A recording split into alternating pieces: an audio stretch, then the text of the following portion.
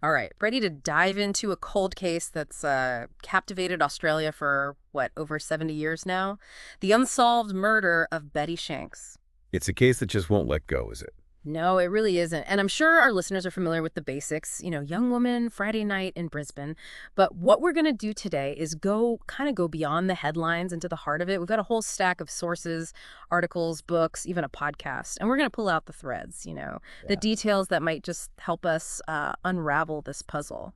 What I find so compelling about this case is how it reflects like a particular moment in time. It wasn't just the brutality of the crime that shook Brisbane, but also that it happened in what was like perceived as this safe, quiet suburb. It really challenged the idea that this sort of thing couldn't happen here. Yeah, that sense of a shattered innocence. Exactly. So Betty Shanks was 22, a university graduate living with her parents in Grange. It was September 19th, 1952, a Friday. She'd been to a night lecture and was heading home, a routine journey that took a horrifying turn. And those details of that night, they're crucial. After the lecture, Betty gets a ride with her lecturer, to the tram. Witnesses saw her getting off at her usual stop, but she never makes it to her front door. Her body was found the next morning in a garden just a short distance from home. And the police believe the murder happened in a really, really narrow window of time, somewhere between 9:38 and 9:53 p.m.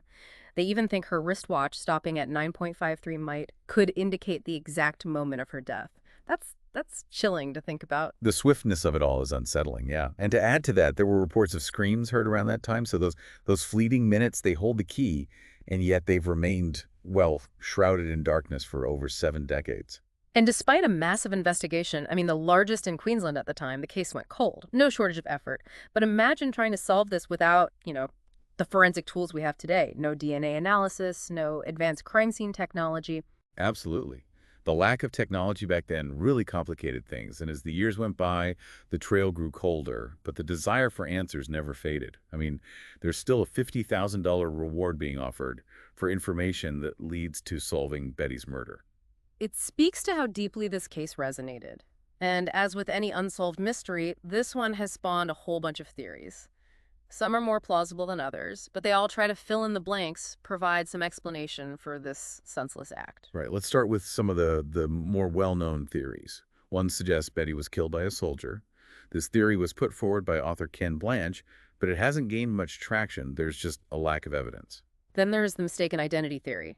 Could Betty have been killed by someone who mistook her for someone else? Maybe Inna Hamilton, a doctor's receptionist who resembled Betty and walked a similar route. It's a chilling thought that such a tragic fate could just hinge on a simple case of mistaken identity. Another theory, put forward by Lyle Reed, suggests that Betty's death wasn't a murder at all, but a tragic accident, a collision with a motorcycle.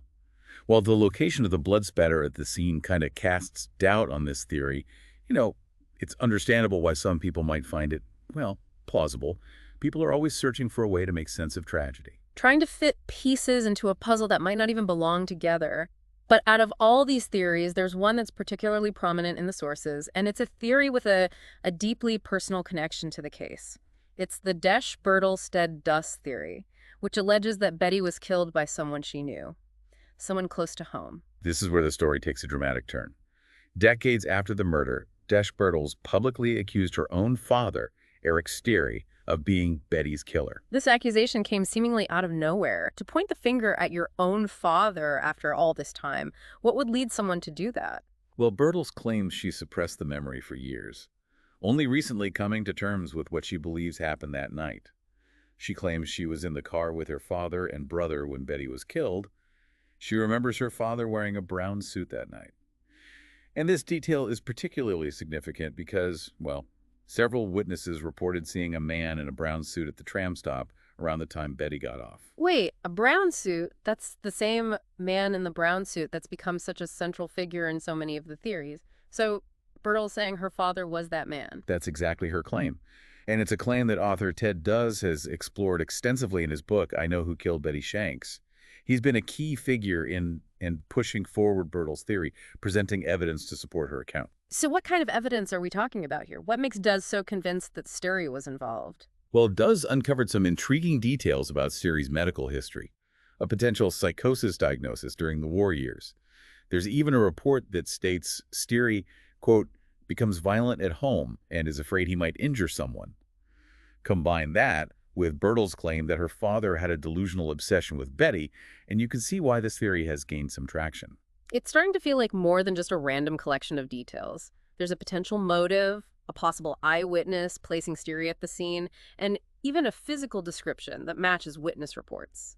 Are we finally getting closer to solving this decades-old mystery? Well, hold on. It's not that simple. We're dealing with fragmented evidence, unreliable memories, and just when you think you might be zeroing in on an answer, another twist comes along. Okay, I'm intrigued. What's the twist? In 2022, a new theory came to light, this time through a podcast called Murdering Betty, produced by ESRI Australia. And they decided to keep the identity of their alleged killer a secret. A secret. That's an interesting approach. How did they finally reveal this alleged killer's identity? They did it dramatically, actually. At a symposium on the Betty Shanks case, held in March 2023, a man named Ken Bartle came forward, claiming that the killer was none other than his own father, Clarence George Reuben Bartle. Hold up, another family connection. That's two different families with accusations pointing to their own fathers. This is getting more complicated. But how could Bartle's father be involved? What's his theory? Well, Bartle believes his father killed Betty accidentally, mistaking her for his wife. They didn't have any marital problems, and he claims his father thought he was attacking his wife, not Betty. Okay, I have to admit, that's a tough one to swallow. It feels like a very convenient explanation. Oh, it was just a big misunderstanding. My dad didn't mean to kill her. I'm sensing some skepticism here. You're not alone. Even the producers of the Murdering Betty podcast have expressed doubts about Bartle's claims, and the fact that he chose to reveal this information in such a public way, well, it raises some questions. So where does that leave us? Two competing theories, both implicating fathers, but both shrouded in uncertainty. Exactly. And this is where we run into another layer of complexity in the Betty Shanks case, the barriers to accessing information. Right, I remember reading about Ted Does' attempts to access those police files. It sounds like getting your hands on those documents is like trying to, break into Fort Knox. It's a very apt comparison. You see, there's this thing called the 65-year rule in Australia that governs the release of certain government documents, and it's a major roadblock in this case. Okay, so let's unpack the 65-year rule. Why is it such a big deal, especially in a case that's over 70 years old? Shouldn't the public have access to this information by now? Well, the 65-year rule was designed to protect sensitive information, but its application in this case has sparked a lot of controversy. This is where it gets really interesting. We're going to dive into this legal battle and see what it reveals about the challenges of transparency and accountability in cold cases. Stay with us. Welcome back to our deep dive into the Betty Shanks case. We're dealing with a real-life legal thriller here, in addition to the whole murder mystery. We were just talking about that 65-year rule and how it's become this massive hurdle in getting those police files. It's a rule, like I said, designed to protect sensitive information, but in this case, it feels like it's hindering the pursuit of truth and justice, Yeah. So walk us through this rule. How does it work, and why is it causing so much controversy in this case? Okay, so basically, the 65-year rule means that certain government documents, like police files, they're kept confidential for 65 years after they're created. The idea is to protect things like national security, ongoing investigations, that sort of thing. Okay, I get the reasoning, but this case is over 70 years old. Why are these files still under wraps? That's the issue. The Queensland Police Service, the QPS, has argued that because the case is technically still open, that 65-year clock kind of resets every time new information is added. So every time there's a new lead, a new piece of evidence, the clock starts ticking all over again. Exactly. That doesn't seem fair to those seeking answers. It's definitely a point of contention. Ted Does, who we've mentioned, he's been incredibly vocal about this. He's gone through all the official channels requesting access to the files, through the Right to Information Act, but keeps hitting a wall. So even though he's dedicated years to this case, believes he's identified the killer, he can't even look at the files. It's almost Kafka-esque. It really is. And it brings up some serious questions about, transparency and accountability. Is the public's right to know being ignored here? It's a tough balance, I imagine. On one hand, you want to protect sensitive information, but on the other, this is a murder that's haunted the community for decades. It feels like people deserve to know, especially if releasing these files could bring some closure. Yeah, I mean, that's the argument Duz has been making, right? He thinks the coroner should reopen the inquest, particularly while key witnesses are still alive. Right. He argues there's enough certainty, especially with Bertle's testimony, to warrant that.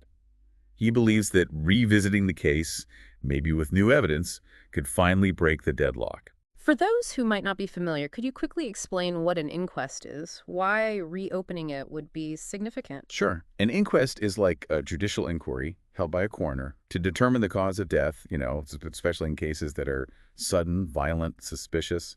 Reopening the inquest would mean a fresh examination of the evidence, potentially with access to, previously restricted information. It could lead to new findings. It's a race against time, in a way. As the Yeah. years pass, witnesses become unavailable, memories fade. Exactly. So, what's the QPS's response to all this? Why are they so adamant about keeping these files secret? Their main argument is that releasing information could jeopardize the investigation, even after all these years. They also talk about protecting the privacy of those named in the files. But those arguments seem a bit weak, considering the age of the case and the public interest. What about the right to know? What about new leads that could come from a fresh look at the evidence? It's frustrating, right? And the decision by the Queensland Information Commissioner in 2019, which is in the source material, it really highlights how complicated this issue is. Remind me about that decision. What was the outcome? Basically, they sided with the QPS, saying the amount of work needed to review and redact the files would be substantial and unreasonable. They estimated it would take at least 2 years to process Doe's request. 2 years? It sounds like they're using bureaucracy as a shield. Right, and there's a worry that this rule, coupled with the QPS's interpretation, could prevent the files from ever being fully released. It's ironic. A rule meant to protect information might end up creating a situation of, like, perpetual secrecy. It's a paradox. And while we talk about these legal things, it's important to remember the human element. We're talking about a young woman whose life was tragically cut short, a family denied closure for over 70 years, a community that still wants answers. It's easy to get lost in the weeds. All this legal back and forth is important, but we can't forget that at the heart of it all is a real person. I think it's time to step back from the legal stuff for a minute and get back to the theories. I agree. While access to information is crucial, let's not forget the human side.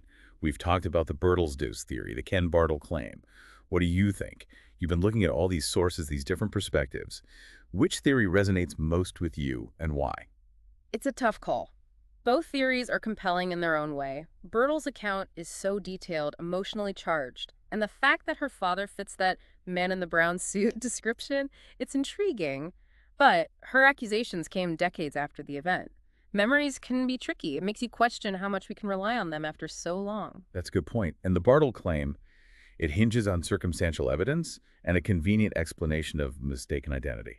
It feels, I don't know, a bit too neat. Exactly. And that's the challenge with these cold cases, right? We're Mm. dealing with fragmented information, conflicting accounts. It's like trying to piece together a puzzle where some pieces are missing and the ones you have don't quite fit. It's a perfect analogy. That's the task we're faced with. Trying to understand what happened to Betty Shanks. More questions than answers, and the search continues. But that doesn't mean we should give up. Sometimes, even the smallest detail can shed light on an old mystery. I like that. It's about staying curious, keeping an open mind. And speaking of details, there are a few lesser-known aspects of this case that I think are worth exploring. These are the pieces that haven't really made it into the mainstream narrative, but they might hold some answers. I'm intrigued. Let's delve into those hidden corners, shall we? Welcome back to the deep dive. It's hard to believe there could be more to uncover after all the twists and turns we've been through. It really speaks to this case, doesn't it? Even after all this time, there are these details, like just beneath the surface, waiting to be explored. Okay, you've got to give me one of these hidden gems. What haven't we talked about yet? Well, remember that man in the brown suit. He keeps popping up, right? We talked about him at the tram stop, and Bertels believes it was her father. But there's another witness account that adds a layer to all this. Okay, I'm listening. So in 1999, almost 50 years after the murder, a woman named Marie Patton came forward. She claimed she saw this man in the brown suit near the crime scene, like minutes before Betty was likely attacked. Wait, not only at the tram stop, but near the crime scene, too. That seems pretty significant. Right, and what's even more interesting is that Patton's description of him, it lines up with what others said. Late 30s, early 40s, medium height and build, brown suit, felt hat. That description, it does fit Steary. All these threads lead back to him. Yeah, it's suggestive. Yeah. But we have to be careful with eyewitness accounts, especially ones that come out after so long.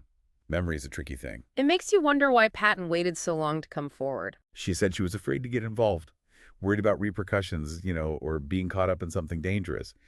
It wasn't until she saw Bertle's story in the paper that she felt she had to say something. It's understandable with a case like this. The fear, the unease, it's lingered for decades. I get why someone wouldn't want to step into that. Right. And I think it speaks to the bigger picture, the climate of Queensland back then. This wasn't just a murder. It was a crime that really, shattered the sense of security people had. Yeah, back then, violent crime, especially in a quiet suburb like Grange, it was rare. Betty's murder must have been a shock, a reminder that bad things can happen anywhere. And because they never caught the killer, that fear, that unease, it stayed with the community. The case became almost like a ghost story, a warning. It's like the case itself became a symbol of the unknown, and the fact that it's unsolved, it just adds to that. It speaks to that human need for resolution, for closure. We want to believe every crime has a solution, that justice will win, but sometimes that feels impossible. It really does. So where do we go from here? If some mysteries are meant to stay unsolved, what's the point of exploring them? I think it's about understanding, even if we never get a definite answer.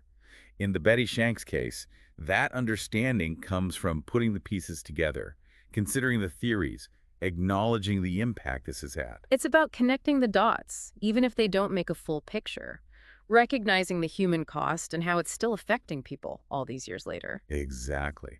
And sometimes the most important thing isn't about finding the culprit, but about uncovering deeper truths about ourselves and the world. What a journey this case has been. From that night to the legal battles to all the different stories around it.